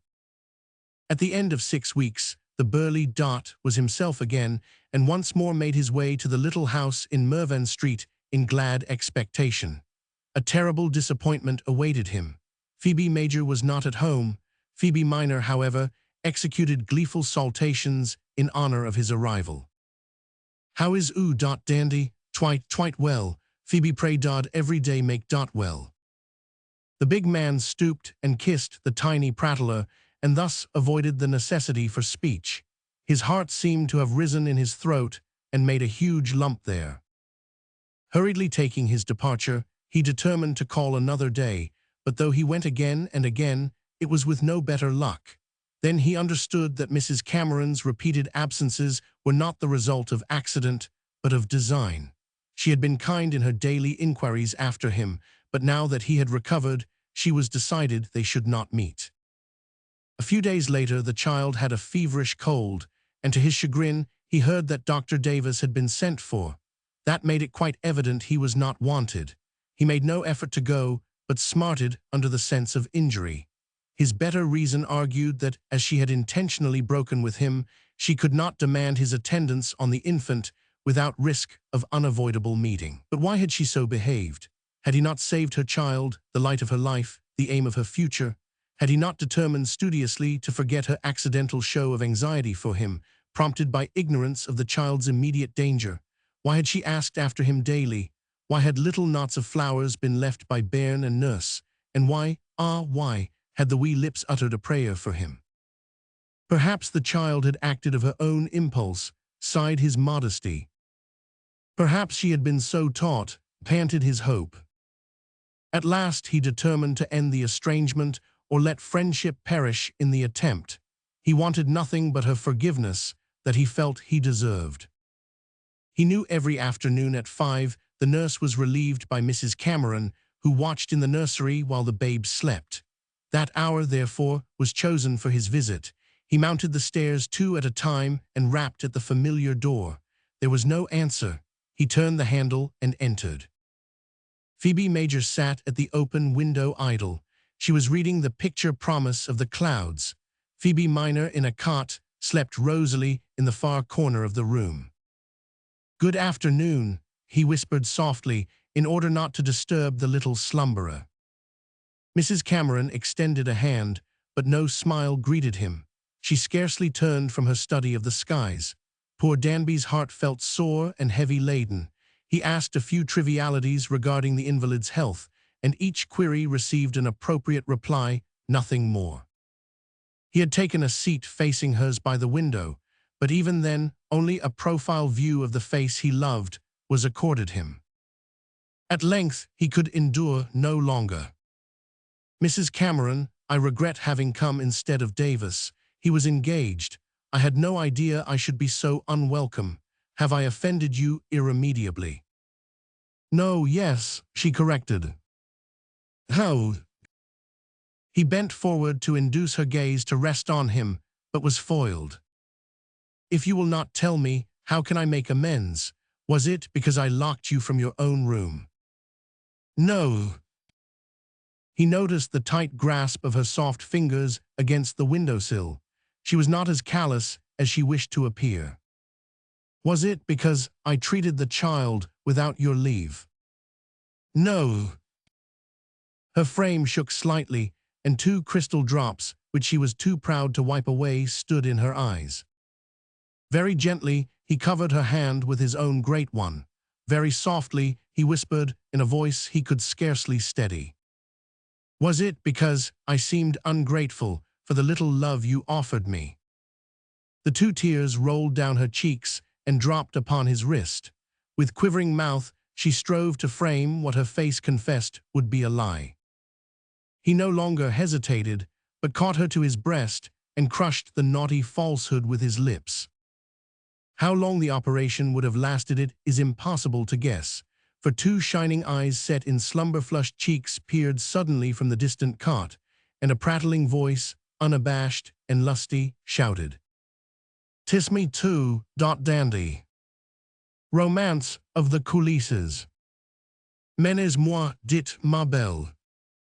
La rive fidèle. O elan aim taujas." The difficulty of apprehending the female character is well-nigh insurmountable. Woman has been called chameleon, weathercock, enigma, but an enigma has a solution which may be reached by patience or accident. A weathercock will confess the bent of the wind for however short a space, and the color of a chameleon can be periodically proved by its dietary. But woman, she is a reiterating question, an argument sans crux, a volume with uncut leaves dotted about through the most exciting chapters. Without the right clue you must dip and skip, now pricked, now irritated, till you approach a frenzy bordering on madness. For you like to know the sort of creature you are dealing with, a painter especially, since his fame hangs on his knowledge, hence these ruminations round Betty. Betty, you say, do we not all know her? Does not her dimpled face peer out of the weekly papers, and do not their columns expose and magnify every little detail of her life, her fads, her fancies, and her follies? Cannot we see her night after night whisking her mazy skirts in the limelight, and opening the carnation folds of her lips, to patter enchanting nonsense and pout promises brittle as pie crust?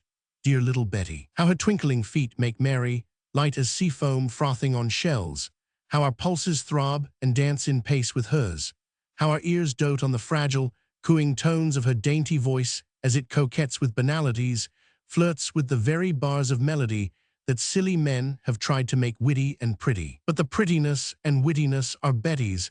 Do we not all know that? Do we not know that the shiver of the violins is only quaint when Betty shudders at the whisper of a kiss, that the cyclone of strings and wind fades exquisitely, like a rose in aromatic pain, simply because Betty, our whimsical dear, chooses to sigh for having shuddered? And when at last she cries, to think she sighs for that at which she shuddered, we all clap our hands to splitting, not, oh, not at the music, but in wild collective rapture over the vagaries of our Betty. In this way I thought I knew her every trick and wile and whim, till I came to paint her picture, till one after another my charcoal lines were flicked from the canvas, and I succumbed to that paralyzing sense of total defeat, which is almost always the punishment of swollen ambition. What was wrong, I asked myself. What had I missed? The pose, the expression, the throb of motion. Weeks passed, then I worked again, made a new study, and consulted my cousin Laura. She knew something of dancing and was at that time practicing ballet steps, a necessary accompaniment, so she had been told, to her debut in comic opera. The face is perfection, she said. The little droop in the left eye, she must have been born winking, and the upward curve at the corner of the lip, they couldn't be improved. I shook my head. Laura's verdict was unsatisfactory. The human mind so often demands an opinion when it really wants a looking-glass. Perhaps if I could get more action, more of the warmth which goes with action. It would affect the flesh tint, certainly. You should see me pirouetting at Dupas, a peony isn't in it. I should like to see you, I said, jumping at a probable solution of my difficulties, particularly in daylight. One gets better to the core of. With women, Laura interrupted, it's safest to reject the core. Cynic, you admit the downiest have the hardest hearts, like peaches, eh? I didn't mean to be cynical. You can avoid the hard part. It is better than choosing the human plantains that have none, smooth, soapy, insipid things, they clog in no time. But pears eat straight through, sweet to the pip, I said, gazing quizzically at my latest sketch. Betty is a pear. Laura laughed generously. Foolish boy, keep your illusions. You can clean your brushes in them. Degas saw wonderful things in his models, things hidden from the vulgar eye. I am glad you mentioned Degas. I mean to see more than this Betty of the ballet. Take me to your class. Oh, I don't dance in the class. I have a private lesson when the girls are gone. You can come this afternoon at 4. We made a long journey on the top of an omnibus to a hole somewhere in Lambeth. Squalor appeared to grope under railway arches, and penury to moan through flapping fragments of clothing that swung at intervals along the narrow paths, behind rows of second-hand furniture and groups of disheveled infants. A choice locality, I growled. Cheap, exclaimed Laura. When you put your shoulder to the wheel, you mustn't mind greasing your jacket. She was a plucky girl, glad, like many others, to grasp the only opportunity of self-support. My uncle, a Cheshire parson, had died peacefully, leaving 4 girls and 6 boys with bucolic appetites to the charge of Providence. Here we are at last, my cousin said, leaping down with agility and hardly stopping the omnibus for her exit. We alighted almost in front of a quaint building which looked like an excrescence, a wart on the visage of a dilapidated chapel. Laura led the way up a garden in size somewhat larger than a postage stamp, where two heartseases, sole invaders of the desolate gravel, tried to blink golden eyes through a canopy of dust.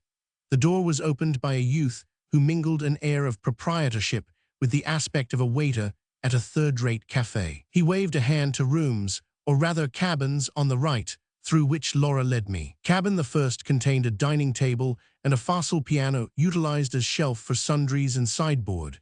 Cabin the second, apparently a sleeping chamber, held a bed, dressing table, and a diminutive bracket on which might have stood a hand basin, while cabin the third, little more than a wooden box papered with promiscuous remnants of a decorator's stock, stored a plank upraised by volunteer legs enlisted from haphazard sources, a basin, a bottle of cloudy water, and a cracked wall mirror. There Laura slipped off her walking shoes and announced her intention to make a change of toilette. I forthwith escaped through the further door and found myself in a large, bare room facing a middle-aged man who was evidently the dancing master, M. Dupers. I explained my presence and my interest in the ballet. I am accompanying my cousin, Miss Lorimer, this was the stage name by which she was known, in order to paint the pose of one of my sitters. I want more vibrating actuality and hope to sketch it here. My certainment, of course, the beauty of the human form is never so fine as when it moves to my wish, you will see. Laura entered in a short, fan-pleated frock with black silk knickerbockers and lacy frills shrouding the knees. Her silken hose and shiny pumps make her already graceful as she shasked by way of experiment across the bare boards from the orange-toothed piano at one end to the camp chairs at the other.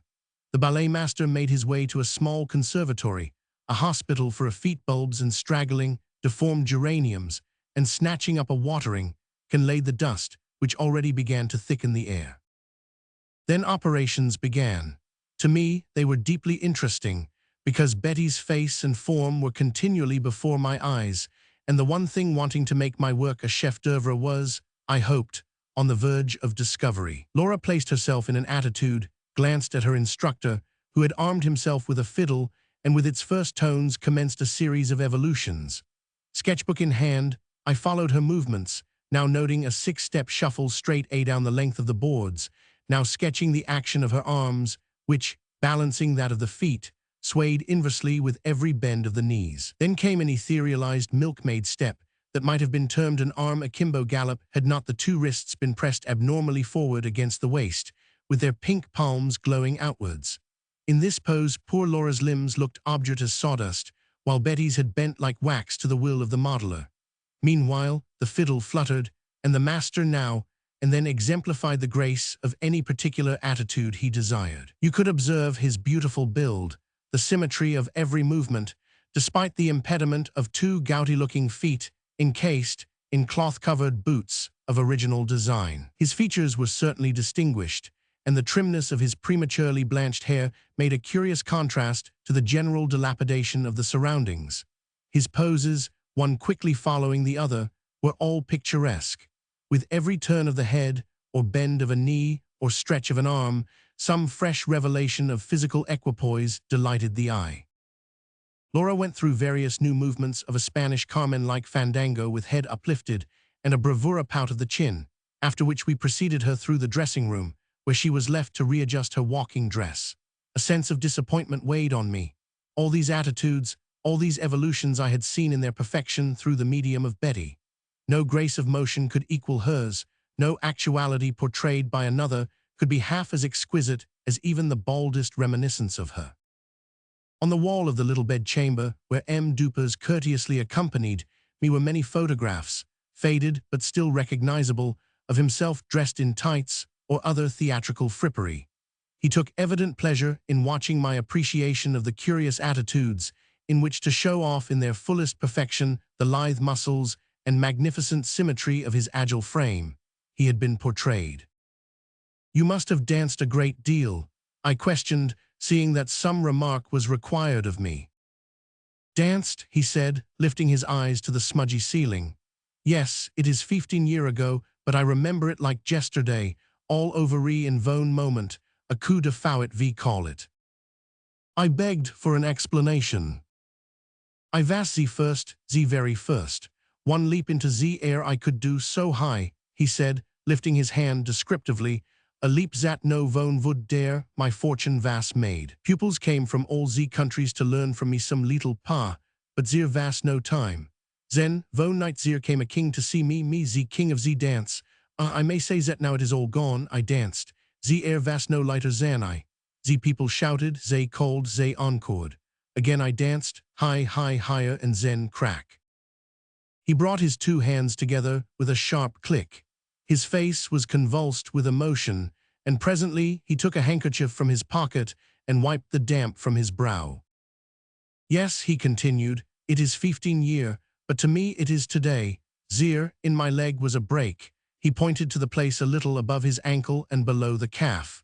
You could put a finger into it, that vone muscle was my fortune, it was gone, split in vone moment. His sad eyes stared blankly out from the cracked, unclean window, as though reviewing a vast panorama of his early years. How sad, terrible, is this a common accident? I inquired of him. Common, yes, ze coup de fouet, but this was worse. For long I lay in bed, my brain made mad to know that all was overy, that all was lost. They offered me half-wage to teach, but no, not where I had been the first, the very first. I left England and my friends, I hoped forever. Was that not foolish? I asked, viewing the greasy curtains and other surrounding evidences of poverty. Foolish, we are all fools we hen we love. I had loved. She was almost mine, but she was too young, a child dancer of 15 summers. So sweet, so beautiful. She learnt from me my art, every jest, every perfection. She would have been my wife, my queen, but after this I ran. When my senses came I knew that I could be no more rich, only a poor dead dog in her way. For this I fled the country. I came back after 15 year, no longer the great Salvador, but plain M. Dupers, back to hear of Betty. Betty, I echoed. Yes, the first dancer in London, my little Betty, you have seen her. And he lifted a hand to a portrait over his pillow. I recognized with dismay the child face, the merry smile at the corner of the lip. This is the very woman I am trying to paint. Sapristi, he exclaimed, and again wiped his brow. You will keep my secret, the years of sacrifice, let them not be known to her. His face was wrinkled and livid with anxiety. Your confidence is sacred. I am honored by it, I said, extending a hand, for Laura just then opened the door upon us. She laughed whimsically at my almost emotional leave-taking of a total stranger, and chaffed me about it when we got outside. I have much to be grateful for to him, to you, I said. My picture is almost achieved. I may be worthy to follow at the heels of Degas yet. When Betty next came to the studio, she thought my painting was completed, and skipped about in front of the canvas with the genuine joy of gratified vanity. Why didn't you tell me it was done, and I needn't have got into these, she said, lifting the hem of her gauze skirt to her lips, a fascinating trick which, to use her own expression, invariably brought down the house. I looked at the laughing row of white teeth and thought of Dupers. You still want a touch or two, just get into position for one moment. You'll spoil me, she warned, jumping to her place on the throne and shooting out an ankle that would have unhinged Diogenes. Nothing could spoil you, I said gallantly, and a paint tube leveled in the direction of my head was the reward of my politeness. You don't aim as well as you dance. How did you learn, at a training school or where? To dance, training schools can't teach the fine poetry of movement. They knock the prose into you, but the poetry I learnt from, a man who was great in his day. Salvador, I ventured. She blushed faintly. How did you know? You gave the cue. Salvador was the greatest name I could think of. You know something of dancing, then? Very little. I have heard he had an accident or something that affected his career. Yes, it turned his head. He was to have married me, but like all men, he was ungrateful. He changed quite suddenly. How so? I nursed him night and day. He had no mother, no sister, and I thought I could be all the world to him. Little girls are romantic, and he was too ill to know. Before he recovered consciousness, I sent an old woman to attend him, but one fine day, when well enough, he bolted. Where? Lord knows, Betty's language was not Johnsonian. Do you think I was going to crawl after him and grovel? There is no groveling where love levels. But it didn't level, she said angrily, as though the reproach stung. It didn't level. I would have chucked my whole future for him. I would now while he— Oh, don't talk of it, she exclaimed huskily, whisking the back of her hand across her eyes. I tell myself it was all for the best. The tone implied a query, but I made no answer. There were heart thrills in the air, and my brush, pregnant with their subtle rhythm, was travailing fast. Why don't you say it was? She persisted. You know that love, real love, is worse than handcuffs. A cloying treacle to the wings of independence. Keats would have been glad of the treacle nevertheless. Perhaps wouldn't we just drown in it if we could? But after all, I should have been a fat lump of domesticity by now, she laughed, straightening her lithe limbs and resuming her conventional smile. In a moment she had become the world's Betty again, bewitching, coy, insouciant Betty. But a teardrop still clung to her eyelashes. The end.